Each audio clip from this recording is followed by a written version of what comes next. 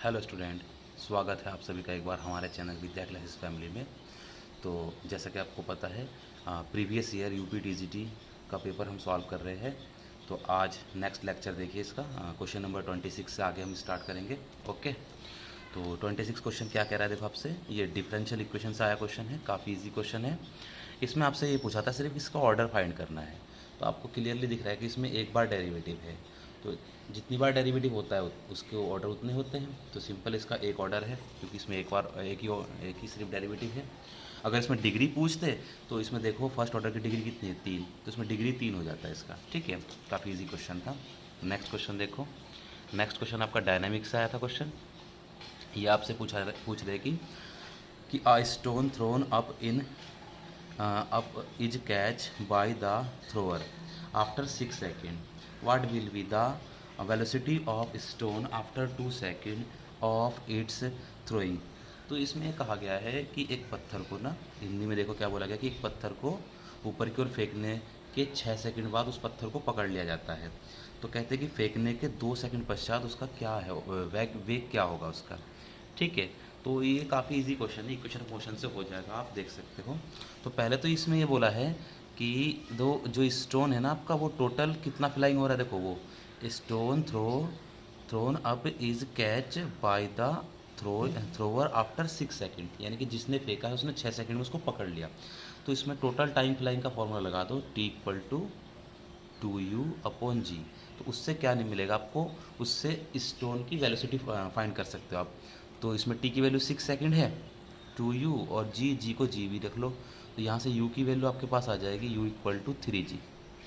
Okay, अच्छा अब ये बोला गया कि 2 सेकेंड बाद आपको वेलोसिटी फाइंड करना है। तो लगा देंगे इक्वेशन फर्स्ट मोशन वाला, 2 सेकेंड टाइम, 2 सेकेंड बाद हमें क्या करना है, इसमें वेलोसिटी फाइंड करनी है। तो लगा दो first equation of motion, v=u-k/gt। क्योंकि ऊपर की तरफ फेंका है तो माइनस लेंगे, अगर ऊपर से नीचे डाउन करते तो उसमें प्लस लेते थे। अब इसमें वैल्यू पुट कर दो। तो इसमें आपके पास वेलोसिटी फाइंड करना है, तो u की वैल्यू आपके पास कितना है, 3g, और -2 सेकेंड पूछा तो 2g। तो v=, टी की वैल्यू 2 पुट कर देंगे इसमें। तो यहाँ से v की वैल्यू आ गई g, और g की वैल्यू क्या होती है आपको पता है, 9.8 मीटर पर सेकेंड। तो काफ़ी इजी क्वेश्चन था। तो आप देख सकते हो इसका फर्स्ट ऑप्शन सही है। ठीक है, एक बार और समझाते हैं कि टोटल टाइम तो इसमें 6 सेकंड दिया था, तो वहाँ से हम वेलोसिटी फाइंड कर लेंगे, स्टोन की वेलोसिटी जो भी है। तो स्टोन की वेलोसिटी हमने फाइंड करके देखा तो वो 3g निकल के आया है। लेकिन हमसे ये पूछा कि 2 सेकंड बाद की वेलोसिटी, तो लगा देंगे एक गति के फर्स्ट समीकरण को, v=u-gt। माइनस इसलिए लिया क्योंकि स्टोन को ऊपर की तरफ फेंका जा रहा है। बस इसमें u की वैल्यू रख दो 3g, और 2t, टी की वैल्यू इसमें 2 सेकंड पूछा तो टी पुट कर दो। तो 3g - g, यानी कि g इसका आंसर आ गया, और g की वैल्यू आपको पता है कि 9.8 मीटर पर सेकंड। तो इसका फर्स्ट ऑप्शन सही है। नेक्स्ट क्वेश्चन भी उसी का ही है, डायनामिक्स का ही है। देखो ये भी ट्रिक से हो जाएगा। इसमें क्या पूछा है कि राम एक गेंद को ना ऊर्ध्वाधर दिशा में 40 मीटर की ऊंचाई तक फेंक सकता है, तो वह गेंद को क्षैतिज दिशा में किस महत्तम दूरी तक फेंक सकता है। यानी कि इसमें बोला गया है कि Ram can throw a ball velocity to a maximum height of कितना, 40 मीटर्स।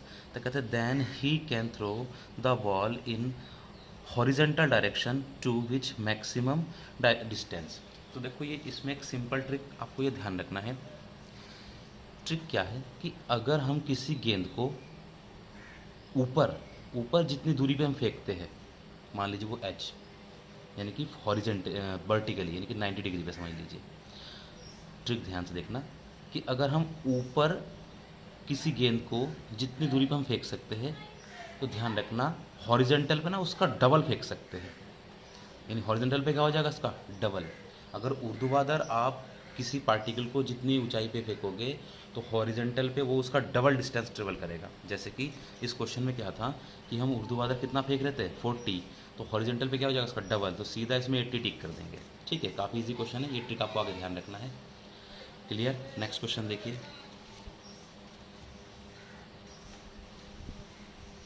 चलिए देखो नेक्स्ट क्वेश्चन आपका जो लिया गया है, ये आपका 10th क्लास का क्वेश्चन है। ठीक है, इसमें क्या पूछा है देखो, देखते हैं। चलिए देखो, अच्छा ये क्वेश्चन देखो थोड़ा टाइम लेगा, क्योंकि इसमें कोई ट्रिक आपका जो लगाओगे इसमें वो फेल हो जाएगा। देखो कोशिश करते हैं ट्रिक से हो जाए क्वेश्चन। तो इसमें बोला गया है कि जो समांतर चतुर्भुज की जो दो संलग्न भुजा है ना, ये आपके पास दे रखी है इसकी उसकी इक्वेशन 4x + 5 = 0 और 7x + 2y = 0। और उसमें से एक विकर्ण तो दिया है आपके पास 11x + के 7y = 9। तो सेकंड विकर्ण आपसे पूछा गया है, यानी कि वन डायगनल, एक डायगनल की इक्वेशन तो आपके पास गिवन है, तो दूसरे डायगनल की इक्वेशन आपसे पूछा गया है। तो देखो इसको थोड़ा सा बना के देखते हैं। जैसे हमने एक ये बना दिया पैरेललोग्राम, ठीक है। उनमें से साइड्स, ये साइड्स तो आप कंसिडर कर लीजिए 4x + 5y = 0, और ये आप लेट कर लीजिए 7x + 2y = 0। अच्छा, अब आप देखो साफ साफ कि इन दोनों इक्वेशन को जो हम सॉल्व करेंगे ना, तो ये 100% ओरिजन आएगा। आप देख लो, इन दोनों का जो सॉल्यूशन होगा वो ओरिजन होगा। अब ज़रा सोचने वाली बात है, तो ये जो विकर्ण होगा ना, वो ये विकर्ण ये वाला विकर्ण होगा, क्योंकि ये जो इक्वेशन है ना, ये ओरिजिन से पास नहीं हो रहा है, ठीक है।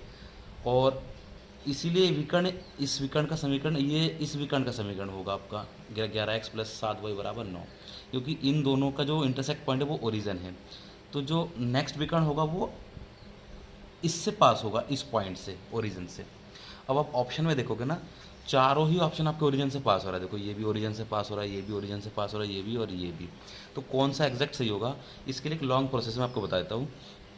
इसमें क्या करना पड़ेगा, जैसे ये विकर्ण की जो इक्वेशन है ना आपके पास, ये समीकरण 11x + 7y = 9। आपको क्या करना पड़ेगा, पहले इस और इस समीकरण को सॉल्व करके हम ये पॉइंट फाइंड कर लेंगे, फिर इसको और इसको सॉल्व करके हम ये वाला पॉइंट फाइंड करेंगे, ठीक है। देखो क्या क्या करेंगे, इसको और इसको सॉल्व करके ये पॉइंट फाइंड होगा, और इसको सॉल्व करके ये वाला पॉइंट फाइंड होगा। तो जैसे ये दोनों पॉइंट फाइंड हो जाएंगे, तो इसका जो मिड पॉइंट होगा ना, वो इसको सेटिस्फाई कर जाएगा, क्योंकि ये प्रॉपर्टी होती है पैरेललोग्राम में कि दोनों डायगोनल से मिड पॉइंट पर इंटरसेक्ट करते हैं, ठीक है। तो आई थिंक आपको समझ में आ गया होगा कि इस इक्वेशन को और इसको एक बार सॉल्व करके ये पॉइंट फाइंड कर लेंगे, और इस इक्वेशन को और इसको सॉल्व करके ये पॉइंट फाइंड कर लेंगे, फिर दोनों का मिड पॉइंट निकाल लेंगे, और वो इसको सेटिस्फाई करेगा, ये जो डायगोनल इक्वेशन है। तो उनमें से देखेंगे ये मिड पॉइंट जिसको भी सेटिस्फाई करेगा वही हमारा ऑप्शन सही होगा। तो ये डी को सेटिस्फाई कर जाएगा। काफ़ी थोड़ा सा टाइम लगेगा, हालांकि मैंने सॉल्यूशन आपको समझा दिया है आपको कैसे करना है, ठीक है। एक बार देखो, इस डायगोनल को और इस साइड्स को सॉल्व करके ये पॉइंट फाइंड कर लेंगे, और इस डायगोनल को फिर से इस डायगोनल को और सेकंड साइड को हम सॉल्व करके दूसरा पॉइंट फाइंड करेंगे, और दोनों का मिड पॉइंट सेटिस्फाई करके देखेंगे। जिसको सेटिस्फाई करेगा वही हमारा ऑप्शन होगा, ठीक है। चलिए नेक्स्ट क्वेश्चन देखते हैं।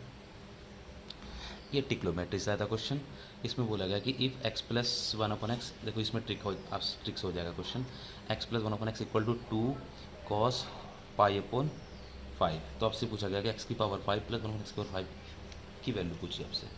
देखो, जब भी आपके पास इस टाइप से इक्वेशन आ जाए, x + 1/x और = 2 cos थीटा, थीटा कुछ भी हो सकता है, ठीक है, π/2 π/4 कुछ भी हो सकता है। जब भी आपके पास इस टाइप से इक्वेशन बनेगा x + 1/x = 2 cos थीटा, तो आपको क्या करना है, यहाँ पे e⁻i θ पुट कर देना है। क्या पुट करना है, x के प्लेस पे e⁻i θ पुट करना है, क्योंकि यहाँ पे 2 cos अगर आया तो e⁻i θ पुट कर देना आपको, ओके। और अगर बीच में माइनस हुआ ना, तो यहाँ पे हमेशा साइन आएगा आपका 2i sin θ, ओके। तो ध्यान रखना, जब भी ये कंडीशन आपको दिखे x + 1/x = 2 time cos theta, तो आपको क्या कर देना है, तुरंत e⁻i θ पुट कर देना है x के प्लेस पे, और यही आपका ट्रिक है। तो अब आप क्वेश्चन में देखो, थीटा के प्लेस पे क्या दिख रहा है आपको, π/5। तो यानी कि यहाँ से हमारे पास x की वैल्यू क्या आ जाएगी, e⁻i π/5। ट्रिक्स आपको समझ में आ गया। जब भी x + 1/x आपको दिखे और = 2 cos थीटा है, तो आपको क्या पुट करना है, सीधा x के प्लेस पे e⁻i θ। आप पुट करके देखो, यही सेटिस्फाई हो जाएगा। अब यहाँ पुट करके देखो, e⁻i θ का फॉर्मूला क्या होता है, cos theta + i sin theta, और जब यहाँ पुट करेंगे तो ऊपर आके माइनस हो जाएगा, तो cos theta - i sin theta, क्योंकि यहाँ पे e⁻i θ होगा ना ऊपर आके। तो देखो ये कैंसिल आउट हो जाएगा, तो cos थीटा क्या आ जाएगा, 2 cos थीटा। तो यानी किसने सेटिस्फाई किया, x = e⁻i θ ने इस समीकरण को सॉल्व कर दिया। तो जैसे आपको ये रिजल्ट दिखे, तो आपको तुरंत क्या पुट करना है, x = e⁻i θ, और थीटा की वैल्यू यहाँ से देख लो क्या है, थीटा की वैल्यू π/5। तो यानी कि इस क्वेश्चन में x की वैल्यू क्या प्राप्त हुआ हमें, e⁻i π/5। तो आपसे पूछा क्या गया है, x⁵ + 1/x⁵। तो x⁵ यानी e⁻i π/5 प्लस 1/, तो उसको ऊपर लेके आएंगे तो ये माइनस हो जाएगा, माइनस आई की पावर 5। तो ऐसे लिख लो, ऐसे लिख लो, कोई दिक्कत नहीं। ओके, तो यहाँ से देखो 5 से 5 कैंसिल, तो ये हो जाएगा e की पावर पाई। यहाँ भी 5 से 5 कैंसिल, तो हो जाएगा e की पावर माइनस पाई। और आपको पता है जैसे फिर से फॉर्मूला खोल देंगे इसका, तो कॉस पाई प्लस आई साइन पाई, और यहाँ से भी हो जाएगा कॉस पाई माइनस आई साइन पाई, क्योंकि माइनस में माइनस वाला होता है। फिर से साइन वाला कैंसिल, तो कॉस पाई क्या हो जाएगा 2 कॉस पाई, और आपको पता है कॉस पाई की वैल्यू क्या होती है -1, तो इसका आंसर क्या आ जाएगा -2। ओके, तो ऑप्शन ए सही है। क्लियर। नेक्स्ट क्वेश्चन देखते हैं। नेक्स्ट क्वेश्चन जो हमारा है वो 3 घात समीकरण से आया था, क्यूबिक इक्वेशन से। काफ़ी इजी क्वेश्चन है, एक बार देख लो इसको भी। ये क्या बोला आपसे, देखो इस क्वेश्चन में ये कहते हैं कि if 1 0 of the third degree polynomial equation ये इज -1, तो then the product of other 2 zeros. तो काफ़ी इजी क्वेश्चन है। इसमें ये बोला गया है कि जो 3 रूट्स है इस क्यूबिक इक्वेशन के, जो 3 डिग्री इक्वेशन है, इस इक्वेशंस नहीं है, पॉलिनोमियल से कहते हैं कि इस पॉलिनोमियल्स के जो 3 जीरोज़ है उनमें से एक तो है -1, तो आपसे पूछा गया कि बाकी 2 का प्रोडक्ट क्या होगा। ओके, तो सिंपल है, देखो अगर ये, इसमें ट्रिक देखो क्या है, अगर ये जीरोज़ है ना तो हम इसमें क्या करेंगे, देखो ठीक है, देखो क्या करते हैं इसमें कि अगर ये जीरोज़ है तो हम इसमें ना प्रोडक्ट ऑफ रूट्स का फार्मूला लगा देते हैं, प्रोडक्ट्स ऑफ जीरोज़ का। तो क्या फार्मूला होता है, 3 है ना, अल्फ़ा बीटा गामा, क्या होता है क्यूबिक इक्वेशन में माइनस के b upon a c upon a d upon a, क्या होता है माइनस के डी ओपोन ए। ओके, तो इनमें से एक जो जीरोज़ है ना वो आपके पास 1 गिवन है, तो एक जीरोज़ के आपके पास इसमें 1 गिवन है, सॉरी वो माइनस का 1 गिवन है। ओके, तो यहाँ से हम क्या पुट कर देंगे इसमें, तो प्रोडक्ट का फॉर्मूला तो होता है आपका तीनों का प्रोडक्ट का होता है माइनस के डी ओपोन ए। ऐसे ही तीनों का सम का फॉर्मूला क्या होता है माइनस के बी ओपोन ए, और प्रोडक्ट और प्लस सम यानी अल्फ़ा बीटा गामा और गामा अल्फ़ा इक्वल टू होता है माइनस के प्लस के सी ओपोन ए। ठीक है, तो इन देखो इन फॉर्मूले से हो जाएगा। अब आपसे बोला गया है कि इनमें से एक रूट से ना वो -1 दिया है आपके पास, एक जीरोस, तो कोई भी एक लेट कर लेते, जैसे मैंने अल्फ़ा को लेट कर लिया, ठीक है, तो ये -1 हो गया। तो बाकी 2 का प्रोडक्ट पूछा है, तो जैसे अल्फ़ा की वैल्यू -1 यहाँ पुट करेंगे तो बीटा गामा की वैल्यू आ जाएगी आपके पास डी अपॉन ए, क्योंकि माइनस से माइनस आपका कैंसिल आउट हो जाएगा। अब आप इक्वेशन में देखिए डी की वैल्यू क्या है, डी की वैल्यू सी है और ए की वैल्यू 1 है, बी की वैल्यू बी है और सी की वैल्यू बी है इसमें। ओके, तो डी की वैल्यू क्या है इसमें सी, तो यहाँ से जो बीटा गामा की वैल्यू आ गई वो है सी और ए की वैल्यू तो 1। एक रिजल्ट तो ये आया है 2 का प्रोडक्ट, लेकिन ये हमारा ऑप्शन में है नहीं। ठीक है, अब देखो यहाँ से देख लो, अल्फ़ा की वैल्यू -1 रखेंगे तो ये हो जाएगा -1 plus beta plus gamma equal to minus के बी ओपोन ए, तो बी की वैल्यू क्या है इसमें ए, तो माइनस के ए अपॉन ए की वैल्यू तो 1, तो यहाँ से बीटा प्लस गामा की वैल्यू आ जाएगी 1 माइनस ए।